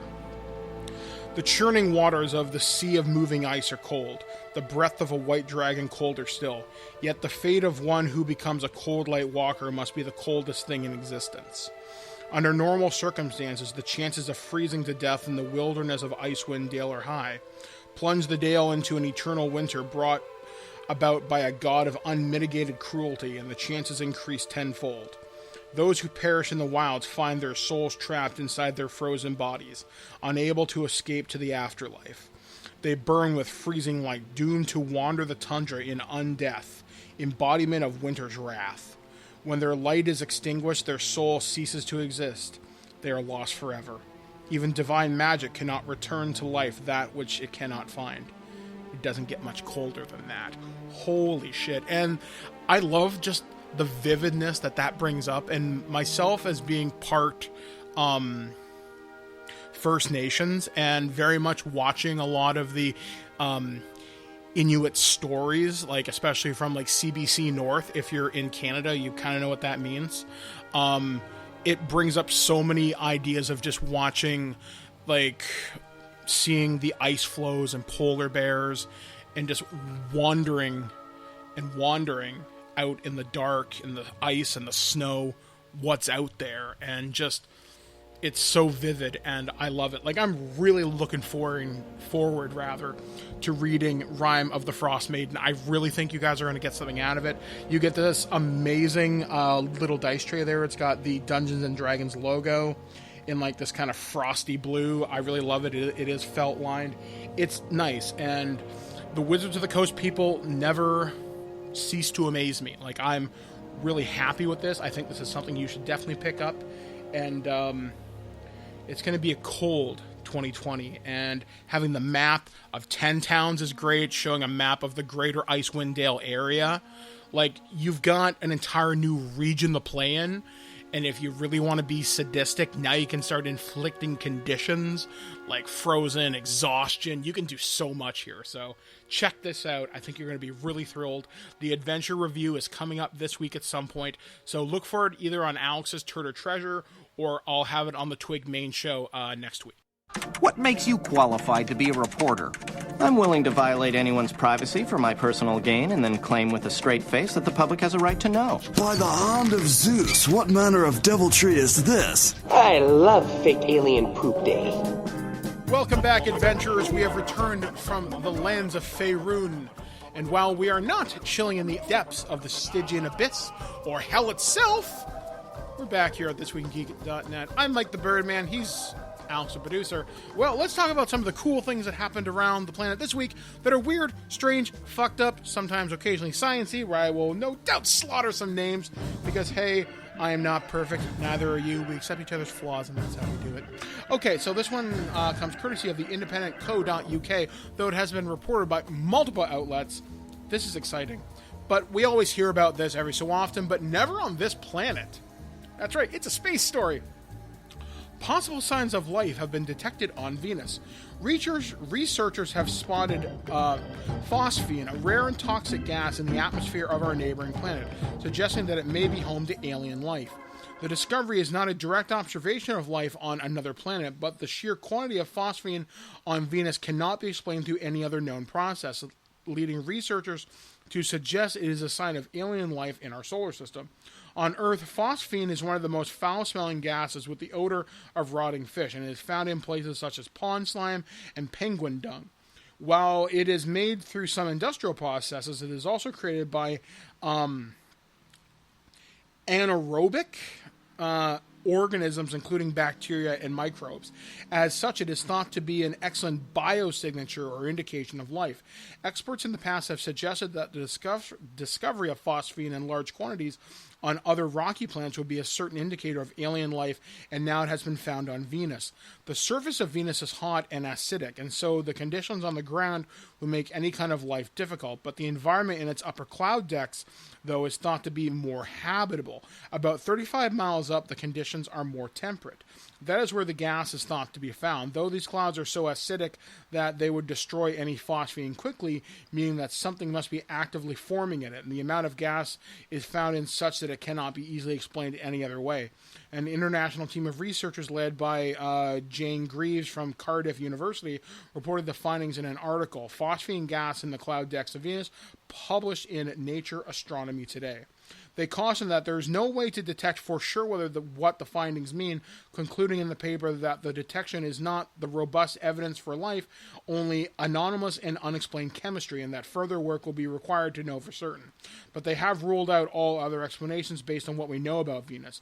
Either phosphine is produced by some sort of chemical or geological process that no one knows about, or there could be a biological reason, said Emily Drabeck-Monder, an astrophysicist from the Royal Observatory of Greenwich and an author on the paper. Our study isn't conclusive that this is evidence of life. However, what is exciting about it is that we found this rare gas in the upper atmosphere of Venus. Our team can't explain the amount of phosphine that we found through our current understanding of the planet. When we try to model what's happening in the atmosphere of volcanic activity, sunlight, or even lightning, nothing recreates the amount of phosphine gas that we've seen. David Clements, a scientist at the Imperial College London, who is also an author on the paper, described the findings in terms of whodunit. This isn't a smoking gun, he said. This isn't even a gunshot residue on the prime suspect's hand. But there's a distinct smell of cordite in the room. It is, excuse me, It is a step on the way to potentially discovery of life of some kind in the upper atmosphere of Venus. We have many, many more steps to go before we can say there's life on Venus. And then it just basically goes on like this. It has always been talked about in science fiction novels that I've read. To me, this is a story I wouldn't... I don't give any credence to until there's proof. Well, the fact that they're detecting phosphine gas and it's known mostly as a biological process... That's fine. That's interesting. It's interesting, but come at me, bro, when there's actual... Well, let me ask you this. What do you consider to be life? I want to see... Do you want multi-celled, or are you willing to settle for amino acids at this point? If you show me an amoeba, a single cell, it has to have at least a cell. And then you have to prove to me that it didn't get there from cross-contamination from Earth. Well, that would prove... Yeah, I mean, I think the fact that they're detecting it in such large quantities is something... It's some chemical process. There's also... Yeah, and there's also the idea, it's like, oh, this shouldn't happen. It's like, we're on fucking Earth. We don't know how every other planet is exactly supposed to behave. Yeah, like, until we send probes to sample the atmosphere... And that's the thing, Venus is a planet that has never really been explored, and it's one of the planets that I have a lot of interest in. Well, remember, was it men are from Mars, women are from Venus? Does that make Venus smell like girl farts? Is that the idea? The thing I love about Venus is such weird atmosphere chemistry. It's too hot for any of our regular organic life to live on. Yeah, and it started as a runaway greenhouse effect. Like, it was like Earth at one point, and then something flipped the switch, and it turned nuclear real fast. Talk was it got too close to the sun. Yeah, or there was like something boiled away the oceans and some chemical process. Whatever happened to their atmosphere that could happen to us. Well, they're a lot closer. Yeah. We may have to abandon ship from Mars and terraform it eventually if shit gets real bad here, but that's still going to be cold for several thousand million years. Yeah, like Venus has the acidic cloud tops. Its pressure on its surface is so hot. It would almost be better for us to develop an artificial like space station ring and make it a ring around the current orbit that we travel. Yeah, like do it around the moon or something. But then again, but honestly, like build it on the opposite side of the sun, so that like equal distance away, so it doesn't change our trajectory. Mm-hmm. That would be kind of neat. But yeah, like I love this planet. Like one thing, Alex, I don't know if you've ever seen. Have you ever seen pictures from the surface of Venus? Yeah, it's creepy. It's cool looking, but every time they send a probe down, it melts. Well, yeah, it's like, well, why don't you check Mercury? It's like, no. No, I think they've crashed probes in the Mercury. Yeah, Venus. They have recently.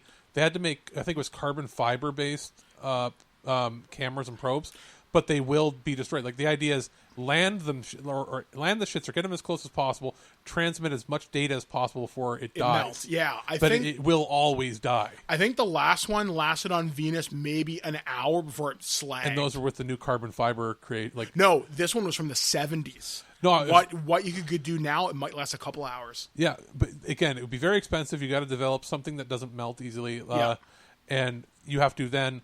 It's not so much you can make the shell that won't melt. It's the internals out of the carbon fiber, and the internals might not melt either. And you can make it big enough and shielded enough. The trouble is, to get any proper camera readings, it has to have glass on it. Yeah, it has to have something like you could have they can send a probe out there that would get proper sensor readings. But they can't send a probe that would have a proper camera because the glass would melt. Unless you can make the lens out of a translucent carbon fiber. The last pictures I saw of Venus, when they showed the surface, it was like this really weird red glow, but you could see volcanic rock, and it was all smooth and shit. Yeah. If you could do that now with today's tech, but this was like in the 80s or 70s when I saw these pictures. But still, I love space. It's cool. So moving on to our next story. This one is a local story. Oh, what'd you do now? You know what? This is not the first time I've been accused of this, though I physically can't do it. Anymore. But if I could. Wait. Not the first time you have been accused of what's going to happen in the story? Okay. I just smiled at Alex. Okay. I have done terrible things. Someone broke into a Guelph home, pooped in the dishwasher, and then left, according to Guelph police. Guelph police are investigating a messy situation that has left officers scratching their heads. According to police, someone broke into her house on Sunday but didn't steal anything. Instead, the culprit pooped on the open dishwasher door and left. I've never heard anything like this, said Constable Kyle Grant said. It happened sometime between 1 a.m. and 8:15 a.m. at a home in the area of Starwood Drive and Eastview Road. Police said the suspect got into the house through an unlocked back door while the residents were asleep. Anyone with information can contact Guelph Police, blah, blah, blah, blah, blah. Guelph Police say the situation serves as a reminder to residents to properly secure their homes by locking all doors. Question. When multiple times were you accused of shitting in people's dishwashers? Okay, never shitting in a dishwasher, but I've been accused of pooping in strange places when I was very young and very dumb. And by very young, do you mean like your 20s? Shut up. Like, what's the weirdest place you've ever pooped? I don't want to tell this story. All right, I'll tell mine first. As a kid, I didn't like, as like a little kid, like okay. pre like kindergarten, I didn't like to go to the bathroom. So I would hide and I would shit my pants. I've done that. And my mom used to catch me. What are you doing, Alex? Are you pooping? And I'd be like, no. And then I'd be staring at her right in the eyes and go, and my face would turn purple and I'd shit my pants. She'd be like, ah! And then when I got potty trained but didn't want to go inside, I would poop in the garden. I'd pull my pants down and take a big, long human dump. And then if I was at my grandparents' house, they'd come out, Alex, stop pooping in the garden. And like my mom came out a couple times. She's like, Alex, stop. And the only other time that I pooped in a weird place was I had to poop really bad when I was like 7 or 8, and I was at a park in Toronto. And I was like, oh, I got poop. And we were too far away from home. It's like, it's going to come. So I was there with my grandma, and she goes, all right, run down to the bushes near the creek. And I pooped, and it was, as she describes it to this day, like a bear. And she had to grab a stick, and she flung it into the river. Yes. So those are my weird poop stories. I've had a couple of really close calls over the past couple of years, but yeah, there's some stories, Alex, I will tell you off air. I'm going to expect them to be epic. They were pretty good. Let's just say I'm a jerk. Wait, I blew my poop load on everybody here telling my stories. You're not going to say even one? No, because they are bad. They are bad. I'm a horrible person. Oh, good Lord. Okay. Were they purposeful tricks on people to be mean? Yes. Okay, we'll leave it at that. We'll leave it at that. So this next story comes courtesy of Alex, because why wouldn't? Yes. This one comes courtesy of the Zambian Observer, which I've never heard of. Well, probably from Zambia. So a 56-year-old man from Florida shot his doctor twice on the chest, close range, giving him an orgasm during a prostate exam. Milo Johnson fled the state of Florida on the day of the incident, which took place on August 22nd. Luckily, the doctor survived the gunshot wounds. I don't know if it was clear from what you said. This guy was getting a prostate exam, and didn't realize that massaging the prostate could give you an orgasm or involuntary sexual release, or as what did they call it in Road Trip? Milking the prostate. Yep. And was very upset about what transpired. So it goes on to say this incident took place on August 22nd. Luckily, the doctor survived the gunshot wounds and is now fully recovered. Milo was a car salesman in Jacksonville, had disappeared without a trace. He is now a fugitive, and some people think he has left the U.S. Good luck with the borders closed. The doctor says he shot after he'd been doing the prostate exam for over 30 years, and men come all the time during the prostate exam. I'm wondering if this story's real at this point, just from the way it's written. It's from another country. And says it has nothing to do with sexuality. Milo needs help, said Dr. Smith. And the prostate is like the male G-spot, and it carries semen. It is very sensitive, so when it is touched and massaged, you get an orgasm with almost no effort. The prostate is only accessible through the anus, and that's not very comfortable for most men. I understand that Milo was shocked by what happened to him. An orgasm meant something sexual had taken place between us, and he became very aggressive, ordering me to apologize and say, "No, homie, I don't even know what that means." Dr. Smith said he was trying his best to calm Milo down, even though it was a normal thing, but he pulled out a gun and fired 2 shots at him and left. That was the day he was last seen in Jacksonville. I was going to say, it's Jacksonville. Are you surprised at all that this happened? It's a Florida story, so it wouldn't surprise me. I was laughing because people were English is a second language when you're reporting things, you may not realize what's okay to report, what's not okay to report. So they didn't censor any of the language in the article, which made it funny. Yeah, I'm just reading this, and it goes on like this. But so. I just thought, when I was reading it, I just thought it was funny. It's like, hey, it's part of the job. People come all the time. But I realize that if you're somebody who is getting an exam done and you don't know that that's something that can possibly happen, you might freak out. But unless you're in Jacksonville or Florida, you're probably not pulling a gun. Yeah, I mean, honestly, I've heard of things like this. It's not all the time. But if you are feeling for lumps or something, things can happen. So and ultimately, I'd be thanking the doctor. We all need a smile in these trying times. You know, bedside manner. I would just prefer to be asked first. By the way, you're cancer free, and you comes free, and you got a complimentary orgasm. Exactly. And that's just good hospitality right there. I mean, I guess you could make an argument for sexual assault, but it's not. The doctor says it's an involuntary response. Well, it's a medical thing. If he's feeling for lumps, that's what happens. Yeah, sometimes it just happens. I mean, especially you and I, we are getting up in years, and once you get past a certain age, you do have to get a prostate exam. I don't have to get it because I'm a lot younger than you, but I had... You will soon. Not till I'm 40. Couple years. I'm 33. Yeah. That's almost a decade.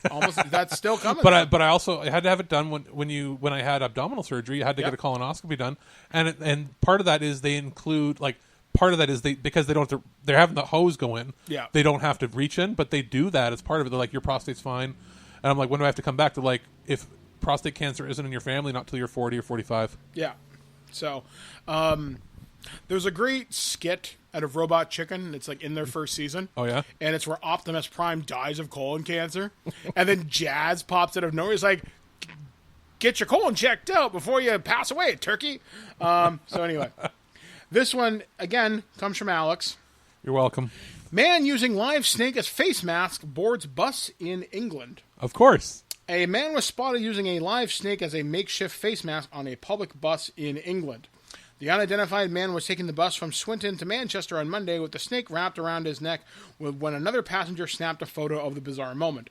A passenger who wished to remain anonymous said she first believed the man was only wearing a funky mask until the reptile started slithering over the handrails, according to the BBC. And you've actually got pictures, so I know this isn't full of shit. The woman said she found the incident really funny, and the other passengers didn't seem bothered by the serpent. No one batted an eyelid, she said. Authorities said a snake is not a proper face covering during the COVID-19 pandemic. Because it moves.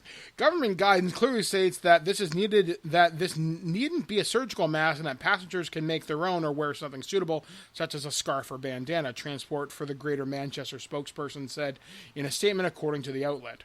While there is a small degree of interpretation that can be applied to this, we do not believe it extends to the use of snakeskin, especially when it is still attached to the snake, the statement said. In England, face masks are required on public transportation, such as planes, trains, and buses, to curb the spread of the coronavirus. Now, I've got a story. This past weekend, so I sometimes go to Walmart because it's my one outlet into the real world. And you get to do your people watching there. Yeah, and I get to do the people of Walmart, which I've seen some interesting ones. There's not as much as in the States. No, not, you don't get as much the people of Walmart up here, but anyway. Well, you don't get the, terrifyingness. Yeah, there's less meth-involved Walmart watching. Although I'm pretty sure they look at me pretty strange. I mean, big fat guy with one leg cruising with a wheelchair. You are not even in the same realm as what you've seen at Walmart. So I'm walking. I'm walking in with my one leg. So I'm going through Walmart. I'm just coming out of the toy section, and I see this couple walk into Walmart, and I don't think anything of it. They're wearing full motorcycle armor. Okay. Not in and of itself unusual. They've got their helmets on still. Yeah. Full face masks under the helmet, balaclavas, and goggles. Yeah. And I didn't mean for it to come out as loud as it did, but I kind of blurted out, and I'm like, don't you think that's a bit overkill? But yeah, he looked like a Star Wars stormtrooper. I'd rather that than not have anything. Yeah, he was ready. This dude was like Mad Max in the pandemic. He was ready for anything.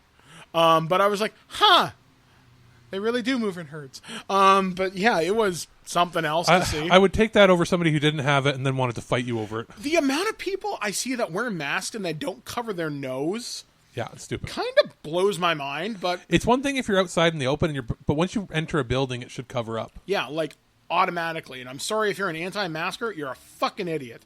Well, the problem would be solved if they had just all got sick and then either had to change their minds or just weren't there anymore because they didn't wear their mask. There was a story that I saw, and it came from a fairly reputable outlet, where if you're an anti-masker, you have to help with the burial of people who have died. You should have to. I think that's in Indonesia. If they find a way to trace where you got it from, that person should have to pay for your funeral. That's why contact tracing is important. Now, that being said, I think in the winter it's going to be easier because people are used to wearing scarves anyway. Yeah, we hopefully the second wave thing will be. Meh. We'll see. This next story is weird, and once again, the joy of letting Alex gather the weird news. LiveScience.com. Squirrel beer, ant gin, and poop wine are served in a disgusting food museum's new exhibit. You're welcome. Yeah, it's pretty much just fancy weird food museum. There you go. Move on. Gin brewed with ants, poop wine, whale testicle beer flavored with smoked dung of Icelandic sheep. My favorite. This beverage collection sounds like a menu at the world's worst happy hour, but it's actually part of a new exhibit at the aptly named Disgusting Food Museum in Malmö, Sweden. The museum is already known for its peculiar culinary displays, such as maggoty cheese from Sardinia, which I'm from, or I have a 1%. Do you know where Sardinia is? Yes, southern part of Italy, just north of Africa. It's an island. Yes, and they resisted assimilation for generations, which I think is really And they good. eat a lot of weird fishy stuff. Icelandic fermented shark flesh, Peruvian frog smooth. Ew. For the new 3-month-long exhibit, which opened to the public on September 5th, we found the strangest, most interesting, and challenging alcohol types from the world. Museum director Andreas Athrin said in a statement, some of the exhibited alcohols showcase different types of homemade alcohols going back thousands of years, while others are experimental, made by local brewers.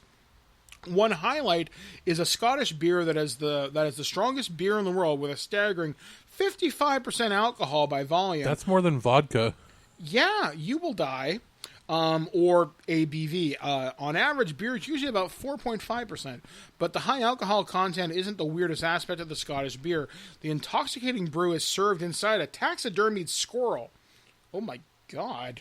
Looking at the picture for this, I have long been fascinated by why humans force ourselves to overcome our dislike for acquired taste alcohols, drinks that can be intensely bitter, pungent, or otherwise unpleasant, Atherins told Live Science in an email. This exhibit is a deep dive into why we drink and how we started our strange relationship with spirits. Disgust has been long considered a universal human emotion. But while the emotion may be universal, opinions vary wildly about what qualifies as disgusting, depending on customs, cultures, and personal taste, the museum's website says. What is delicious to one person can be revolting to another. Disgusting Food Museum invites visitors to explore the world of food and challenge their notions of what is and what isn't edible, according to the website.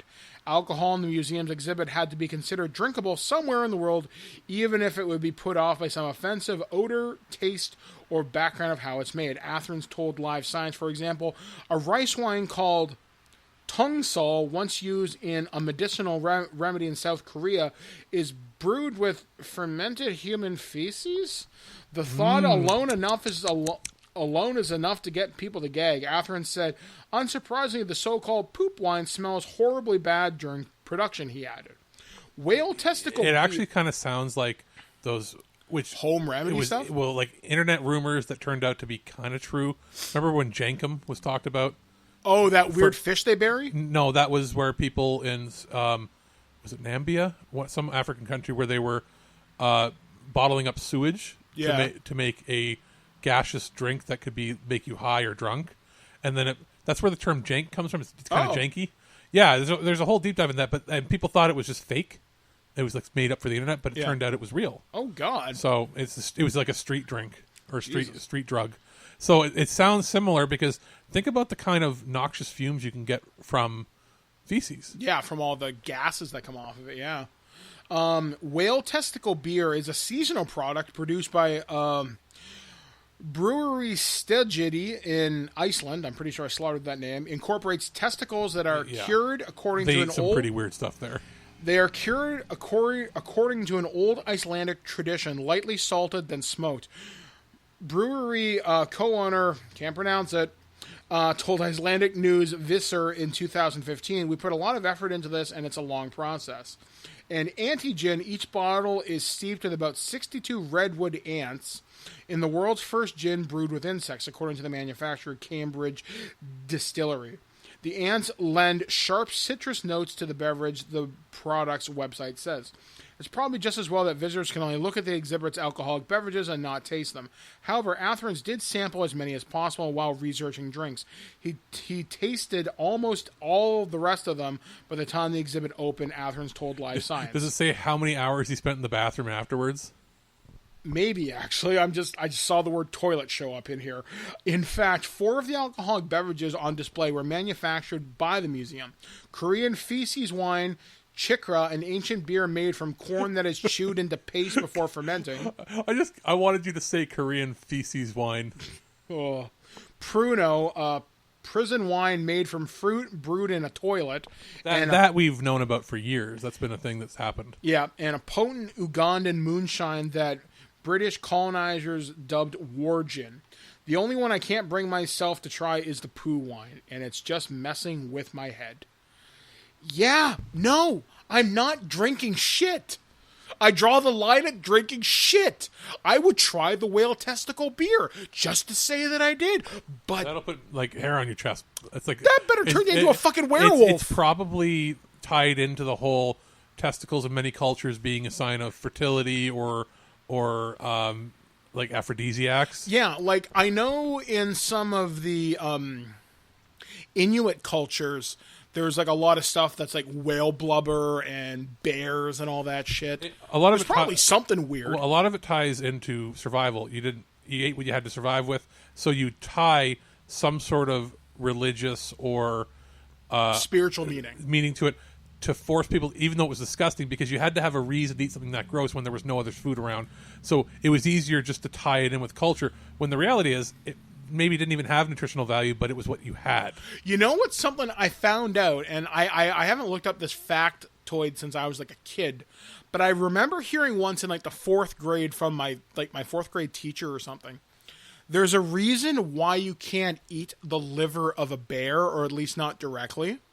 It's full of so much vitamin A, it will kill you. You also aren't allowed to eat, you can't serve lungs in North America. Why?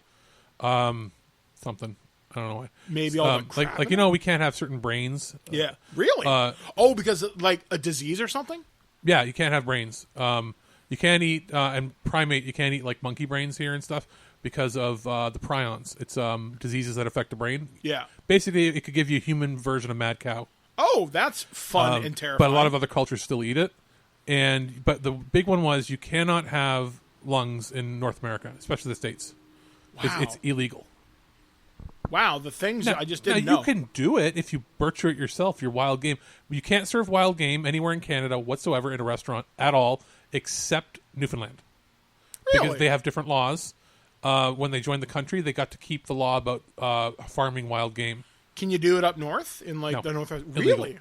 It's not even legal in like native territories. Wow. It's only allowed in Newfoundland. So like if you go to a restaurant, you cannot order deer, but you can in Newfoundland. Okay, but what if the deer was raised on a farm? You're not allowed to farm them.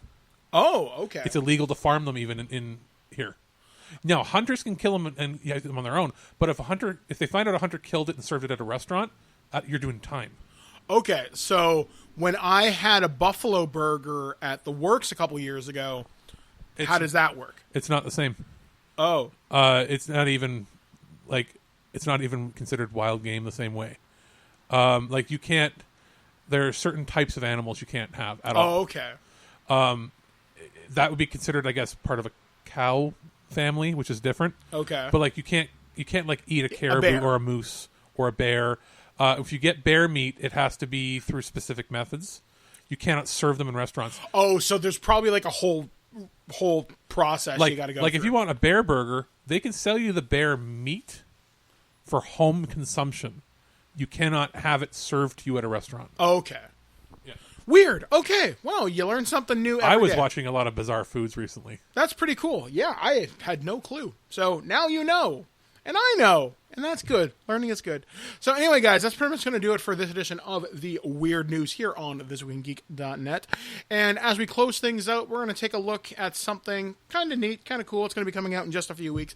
This is my review impressions of Crash Bandicoot 4. It's about time on the PlayStation 4. Crash Bandicoot, you banished me to the past. But all it did was give me more time to plan your doom.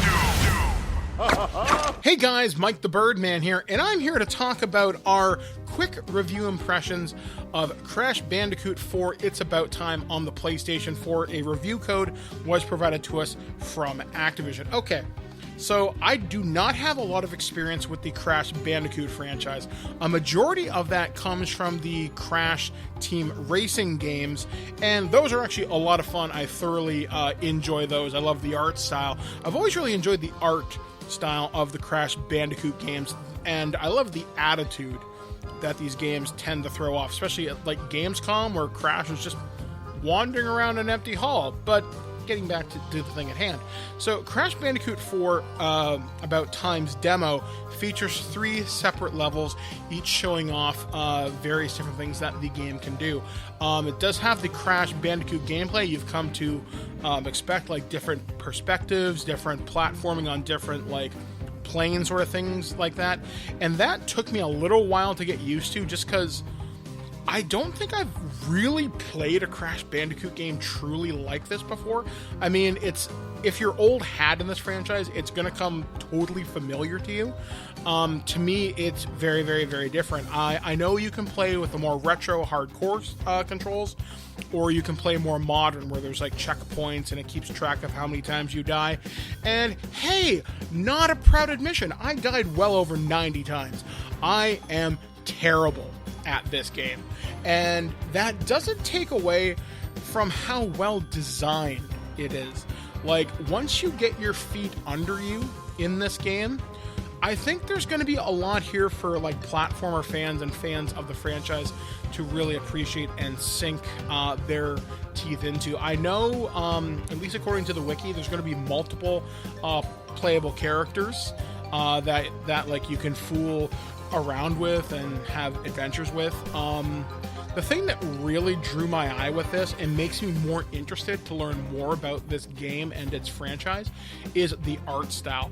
This game looks gorgeous, and I'm playing this on a stock PlayStation 4, and it still looks great, colorful, cartoony, and it just has the right amount of attitude. That's something I've always appreciated about the Crash Bandicoot franchise. It's always had just the right amount of attitude to make it interesting. So Crash Bandicoot 4 It's About Time on the PlayStation 4.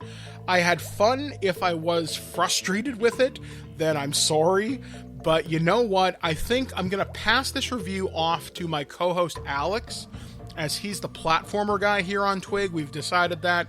I'm the shooter guy. That's what I do best. But he's definitely the more 3D platforming guy. I think he'll have a lot more fun with this, but I think this is something you should probably check out when it comes out next month. How many times have you beaten this clown anyway? 3. Really? Only 3? Funny. Seemed like more. All right, well, that is the kind of show it has been here on ThisWeekInGeek.net. Wow. I've learned a lot of really weird shit, including poo wine, what you can drink. We've had vast discussions about the future of the Marvel Cinematic Universe, why TikTok is Walmart, and all the strange things thereof. It's going to be an interesting couple of weeks on the site. I'm not going to lie, a little bit more than nervous. Haven't taken things solo in quite some time, but Alex has assured me we'll be fine. I won't drown. Got a lot of schoolwork coming up in the next few weeks. Actually, this is something really cool. I actually didn't mention this off the top of the show. I am hopefully becoming a student advisor at my college doing it online. I actually just finished doing some training for that. It's interesting to see how this world's going to work during COVID. Like, I don't know, like seeing the future of higher education and just seeing the way it's now taking form, because now you can get an education, and you always have been, to take it online, but now it's becoming, this is the norm. Yeah, it's the de facto. Yeah, like it's weird. I kind of like it. It's exciting. I'm a little nervous, but I think things are going to work out just fine. So like I said, Alex is going to be gone for the next couple of weeks outside of pre-recorded stuff and stuff with Aaron, because literally it takes no research to talk about naked people blowing up stuff with rocket launchers in hot tubs. My God, those movies are going to be so strange. We are working on season 2 of Fools Who Ride for Nerd to the Third Power. That should be premiering or working on sometime in October, as I know Gonzo is taking some time off from work because that man has like 1 million hours banked on vacation. I know this week we're talking about our favorite video game, so hopefully it'll be me, Skyblaze, and Gonzo doing that. What else is coming up this week? I should have a review of D&D's Rime of the Frost Maiden. Like I said, I just reviewed the dice tray during this, and it does look really, really, really neat. So I will be talking about that wonderful world. I got a ton of Conan books from Modiphius. I have stuff from Warhammer, which I reviewed earlier this year. I got 2 new expansions for that to talk about. I also got this book earlier in the year, but I've been looking for a reason to watch the television show, and you told me it's really good. So did Ryan. The Expanse, because I know that's the Amazon show that had like a lot of money pumped into it. And you got to watch the Orville. Yes, and the Orville, which will be which has that come back for season 3? No, it's been pushed back a bit, and I think it's just the final season is what the talk is. Yeah, but they might be shopping it around, or HBO Max should pick it up. Well, it's on my technically Fox Disney, but the rumor mill is swirling that he may get in charge of some of the Star Trek stuff. That I could approve of. So I mean, it's rumor, but there's enough behind it that there might be something going on. See, the thing with Seth MacFarlane, and you showed me this primarily, is he's more than Family Guy when you give him the chance, and especially when they let him sort of ease back on the like spamming of the comedy as the season goes on, and you start to realize, oh, he's a massive Trekkie. That's really cool, just to know that there's our dorks out there who are in positions of power who want to make good sci-fi television. Makes tons of money, is good looking, can also sing. What the fuck? He is like the perfect man. So yeah, we got a lot of good stuff coming up on the site this week. Me and Alex are working on things. Website stuff has been paid. Like I said, long promise, but things are very much in motion. I'm really, really looking forward to seeing the new site when it's done. The collaboration I teased about at the beginning of the episode is still very much in its infancy, but we are working actively towards it. So I'm looking forward to watching some good old black and white horror movies that I've never seen before. I only ever seen Dracula and Frankenstein at a movie theater. There's 30 of them. We'll probably watch like 10. Most are not good. There's a reason you only remember hearing about 6 or so of them. Mm-hmm. So, yeah, it'll be interesting just to see what we all get up to, because it's fun. And as always, we do send a speedy recovery and well wishes to our friend Andrew Roebuck, who did just get out on a day pass to visit his kitties. He was posting those out on Twitter. So if you want to send Andrew well wishes on Twitter, I think his Twitter handle is @WineMovieNerd. Wine Movie Nerd. Yeah. One word. So go check him out. Send him well wishes from the TWIG family. So, guys, until next time here on This Week in Geek, I will be taking over. So, Alex, enjoy your vacation. Thank you for all your hard work over the past year. I will take real vacation when we take our full break. Yes. So, but enjoy my time off of being on air. Yeah, it'll be good. So, anyway, guys, until next time, we have been Alex, the producer. I've been Mike, the Birdman, saying be excellent to each other. We'll catch you guys again next time, right here on ThisWeekInGeek.net. Well, that's our show. All right, here's the deal. Every time you watch my show, I will send you $40. Checks will not be honored. You've been listening to This Week in Geek, your source for guaranteed nonsense or your money back. Tune in next week for more info on the most important things you didn't need to know. Check out our website at ThisWeekInGeek.net and subscribe to our podcast through iTunes or any podcatcher. If you'd like to comment on this episode, head over to this episode's post at ThisWeekInGeek.net and leave a comment through Facebook Connect. Follow us on Twitter at ThisWeekInGeek.net and follow our Instagram at twig_official_podcast. Social media not your thing? Send us an email at feedback@thisweekingeek.net. We'll see you next time, and remember, lower your shields and surrender your listenership. Just when you think this show is terrible, something wonderful happens. What? It ends. I have to go. Somewhere there is a crime happening.